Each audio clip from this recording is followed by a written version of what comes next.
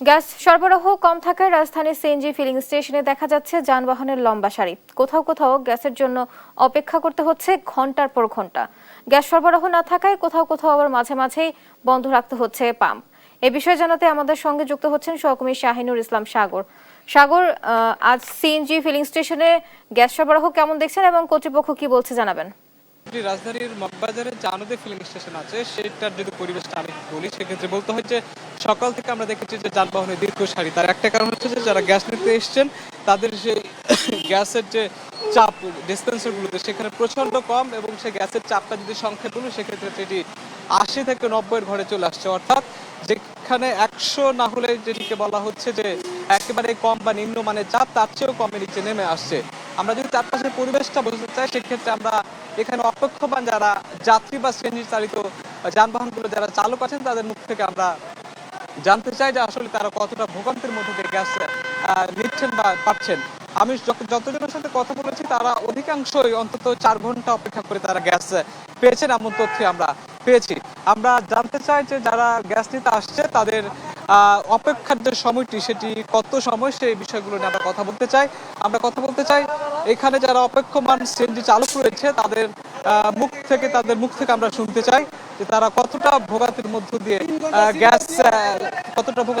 Gas পেয়েছেন। আমি আপনার কাছে জানতে চাই এইখানে গ্যাস নিতে কত সময় আপনাকে অতিবাহিত করতে হলো, কত টাকার গ্যাস পেলেন? 3 ঘন্টা সিরিয়াল দিয়ে 16 টাকার গ্যাস ঢুকছে। আমি কি গাড়ি চালামু? জমা দিব কই থেকে আর নিজে নিব কই থেকে বলেন? আমাদের আর কি করার আছে? আমাদের তো আর সরকার দেখে না। তিনি একজন সিএনজি চালিত যাত্রী, তিনি জানাচ্ছিলেন যে তিনি 3 ঘন্টা দাঁড়িয়ে থেকে 16 টাকার গ্যাস পেয়েছেন। আমরা আরো এখানে যারা যাত্রী রয়েছেন, যারা চালক রয়েছেন তাদের মুখ থেকে আমরা কথা বলতে চাই। আমি আপনার কাছে জানতে চাই যে গ্যাস নিতে এসে আপনাকে কত সময় অতিবাহিত করতে হয়েছে এবং বর্তমানে কত টাকার গ্যাস পাবেন বলে আপনি মনে করছেন? আমি সকাল 6টার দিকে এখানে দিছি। এখন বাজে আপনার 11টা, 11:30 বাজে। তো অনেকক্ষণ সিরিয়াল থাইকা 4 ঘন্টা 5 ঘন্টা হয়তো 200 টাকা পাইতে পারি বা এর কমও পাইতে পারি। 200 টাকার উপরে যাবে না। যদি প্রেশার 200-এর উপরে থাকে তাহলে 200 টাকা পাবো আর কি, আশা করা যায়। আর না হলে 150 টাকা বা 100 টাকা গ্যাস পাবো। আপনারা শুনছিলেন যেখানে সিএনজি চালিত এক যানবাহনের চালক, তিনি জানাচ্ছিলেন যে তাকে কত সময় ধরে গ্যাস এর জন্য অপেক্ষা করতে হয়েছে। অবশ্যই তিনি গ্যাস পাওয়া শুরু করেছেন, কত টাকা পাবেন সেটি তিনি এখনো নিশ্চিত নয়। আমরা গ্যাসের চাপ নিয়ে কথা বলতে চাই। এখানে দায়িত্বরত যারা কর্মী রয়েছে তাদের মুখ থেকে আমরা শুনবো বর্তমানে গ্যাসের চাপ কেমন রয়েছে এবং তারা কতটা আর কি স্বাচ্ছন্দ্যে গ্যাস দিতে পারছেন। আমি আপনার কাছে জানতে চাই বর্তমানে গ্যাসের চাপ কত রয়েছে এবং আগের দিনগুলোতে কত রয়েছিল?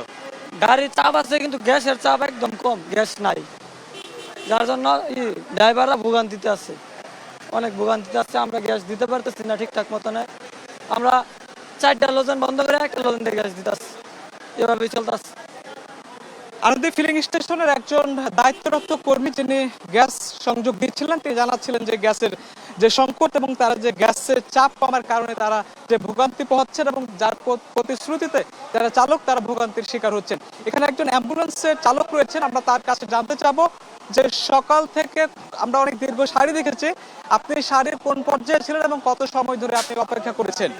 সিরিয়াল দিতে হচ্ছে গিয়ে মূলত আপনার 6টার দিকে, প্রায় 6টা। আমি একজন অ্যাম্বুলেন্স ড্রাইভার, আমার এখন একটা ইমার্জেন্সি ট্রিপল লাইনে কল হয়েছে, আমি যেতে পারতেছি না। পেশেন্ট নিয়ে অলরেডি ওনারা পয়সা আছে, আমি এবার এই বনশ্রীতা যাবে, এখন ওনাদের জন্য আমি এখানে গ্যাসের জন্য পুরো ভোগান দিবে। মানে আমি 6টা বাজে একজন অ্যাম্বুলেন্স ড্রাইভার, আমরা 24 ঘন্টা ডিউটি করি। আমাদের শরীরের যে কন্ডিশন, এই অবস্থায় দেশের যে পরিস্থিতি, এতে মনে হইতেছে না যে আমরা এইভাবে আর চলতে পারবো। কারণ এই অবস্থায় 6টা বাজে একজন অ্যাম্বুলেন্স ড্রাইভার হিসেবে আমি সিরিয়াল দিচ্ছি, অ্যাম্বুলেন্স নিয়ে আমি একটা পেশেন্ট নিয়ে যাবো। অলরেডি পেশেন্টটা নামাও দিচ্ছি এর জন্য। মানে এই 6টা বাজে সিরিয়াল দিয়ে আমি এখন এই 11টা বাজ দিচ্ছি, আমি এখন গ্যাস নিতে আসলাম। আমার যেখানে গ্যাস আমার যতটুকু প্রয়োজন লাগবে আমার 50 টাকার, আমি সেখানে পাইতেছি 5 টাকার গ্যাস। তার চেয়ে বরং আগেই ভালো ছিলাম। এখন যে পরিস্থিতি এতে মনে হইতেছে না আমাদের চাকরি করা সম্ভব, পরিস্থিতিও ভালো না ভাই এখন বর্তমানে। একজন সিএনজি চালিত অ্যাম্বুলেন্স ড্রাইভার, তিনি জানাচ্ছিলেন যে বর্তমানে গ্যাসের যে ক্রাইসিস, সেই প্রেক্ষাপটে তাকে গ্যাস নিতে কত সময় অতিবাহিত করতে হচ্ছে সে সময়টুকু। সুতরাং আমরা দেখেছি তিনি বলেছেন 6 ঘন্টা বেশি সময়। সুতরাং 24 ঘন্টার মধ্যে একজন চালক বা একজন যাত্রী বা একজন নাগরিকের যদি 6 ঘন্টা গ্যাস সংযোগ নিতে সময় লেগে যায়, সুতরাং বাকি 24 ঘন্টার কতটুকু তিনি নিজের জন্য সময় দিতে পারবেন বা জীবিকা উপার্জন করবেন, সেটি একটি বড় প্রশ্ন থেকে যায়। আমরা এখানে একজন ফিলিং স্টেশনের দায়িত্বরত একজন রয়েছেন, তার কাছে জানতে চাবো বর্তমানে গ্যাসের চাপ কত রয়েছে এবং এই চাপ কমার প্রভাবে তাদের যান্ত্রিক যে ত্রুটি সেটি কতটা দুর্বিষহ হয়ে উঠছে। আমি আপনার কাছে জানতে চাই, এখানে একজন সিএনজি চালক, তার কাছে আমরা জানতে চাবো তিনি গ্যাস ক্রাইসিসের প্রভাবে বর্তমানে যে জায়গাগুলোতে তারা গ্যাস নিতে হচ্ছেন।